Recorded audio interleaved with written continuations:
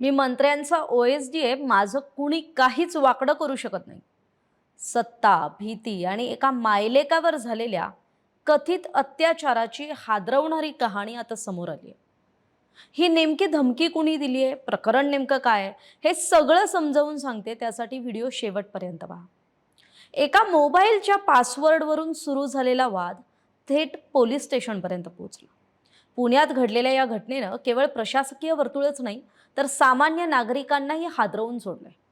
सत्तेच्या वर्तुळात वावरणाऱ्या एका अधिकाऱ्याच्या घरात नेमकं काय घडलं असेल याची कल्पनाही अस्वस्थ करणारी आहे.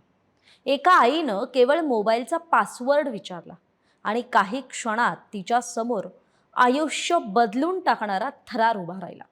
हे धक्कादायक कृत्य दुसरं तिसरं कुणी नाही, तर सत्तेतले मंत्री अतुल सावे यांचे माजी विशेष कर्तव्य अधिकारी म्हणजेच ओएसडी राहिलेले विजय कारंडे यांनी केलंय. आता नेमकं काय घडलं, ती घटना काय होती ते सांगते.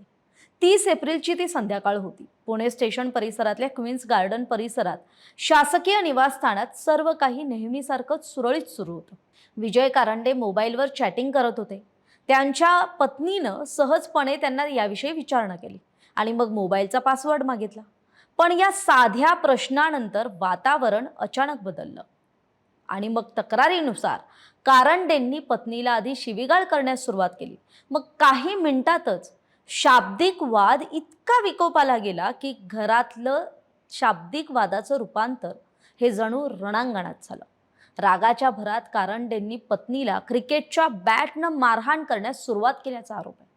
बरं, ते एवढ्यावरच थांबले नाही, तर पत्नीचा गळा आवळून तिला जीवे मारण्याची धमकी सुद्धा दिली आणि तसा प्रयत्न केल्याची सुद्धा तक्रारीत नोंद आहे.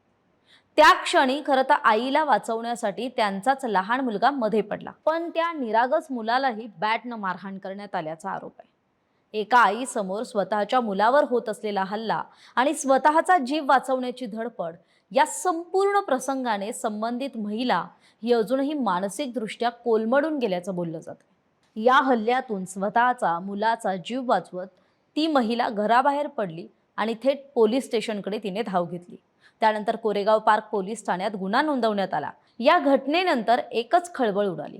दरम्यान या प्रकरणावर प्रतिक्रिया देताना अतुल सावेंनी सुद्धा धक्का व्यक्त केलाय. कारंडेंनी 15 दिवसांपूर्वीच घरगुती कारण सांगत ओएसडी पदाचा राजीनामा दिला होता, असं मंत्री सावेंनी म्हटलंय. मात्र त्यामागे इतकं गंभीर आणि हिंसक कारण असेल याची आपल्याला पुसटशीही कल्पना नव्हती, असं त्यांचं म्हणणं आहे.